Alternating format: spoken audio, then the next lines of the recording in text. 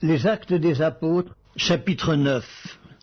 Cependant, Saul, respirant encore la menace et le meurtre contre les disciples du Seigneur, se rendit chez le souverain sacrificateur et lui demanda des lettres pour les synagogues de Damas, afin que s'il trouvait des partisans de la nouvelle doctrine, hommes ou femmes, il les amenât liés à Jérusalem. Comme il était en chemin et qu'il approchait de Damas, tout à coup, une lumière venant du ciel resplendit autour de lui. Il tomba par terre et il entendit une voix qui lui disait « Saul, Saul, pourquoi me persécutes-tu » Il répondit « Qui es-tu, Seigneur » Et le Seigneur dit « Je suis Jésus que tu persécutes.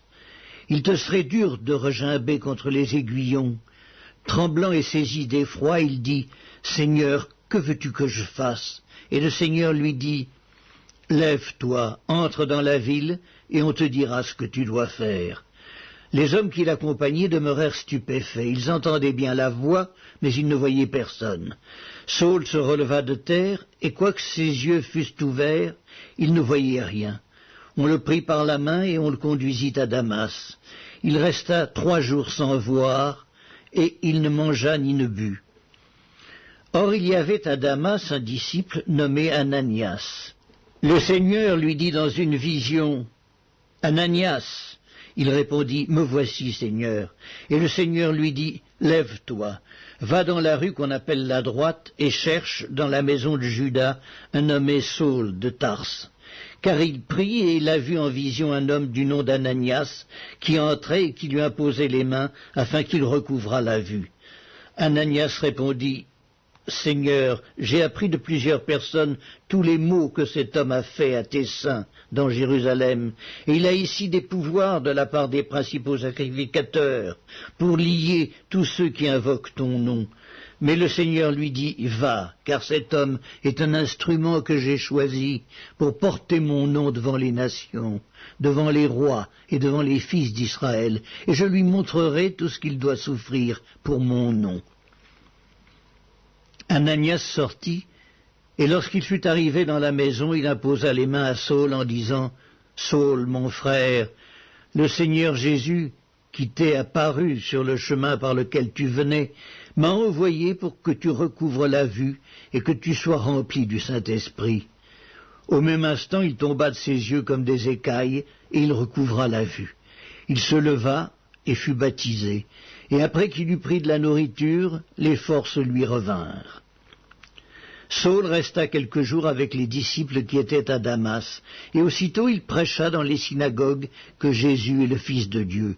Tous ceux qui l'entendaient étaient dans l'étonnement et disaient « N'est-ce pas celui qui persécutait à Jérusalem ceux qui invoquaient ce nom, et n'est-il pas venu ici pour les emmener liés devant les principaux sacrificateurs ?» Cependant Saul se fortifiait de plus en plus, et il confondait les Juifs qui habitaient Damas, démontrant que Jésus est le Christ. Au bout d'un certain temps, les Juifs se concertèrent pour le tuer, et leur complot parvint à la connaissance de Saul. On gardait les portes jour et nuit afin de lui ôter la vie. Mais pendant une nuit, les disciples le prirent et le descendirent par la muraille dans une corbeille. Lorsqu'il se rendit à Jérusalem, Saul tâcha de se joindre à eux, mais tous le craignaient, ne croyant pas qu'il fût un disciple. Alors Barnabas, l'ayant pris avec lui, le conduisit vers les apôtres et leur raconta comment, sur le chemin, Saul avait vu le Seigneur qui lui avait parlé, et comment à Damas il avait prêché franchement au nom de Jésus. Il allait et venait avec eux dans Jérusalem et s'exprimait en toute assurance au nom du Seigneur. Il parlait aussi et disputait avec les hellénistes, mais ceux-ci cherchaient à lui ôter la vie. Les frères l'ayant su l'emmenèrent à Césarée et le firent partir pour Tarse.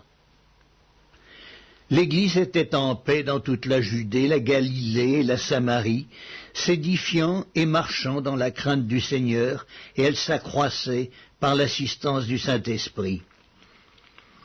Comme Pierre visitait tous les saints, il descendit aussi vers ceux qui demeuraient à Lyde, et il y trouva un homme nommé Énée, couché sur un lit depuis 8 ans et paralytique. Pierre lui dit, « Énée, Jésus-Christ te guérit, lève-toi et arrange ton lit.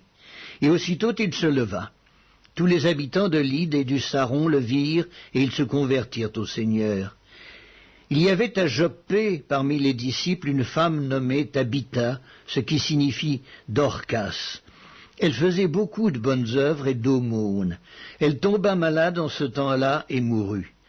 Après l'avoir lavée, on la déposa dans une chambre haute.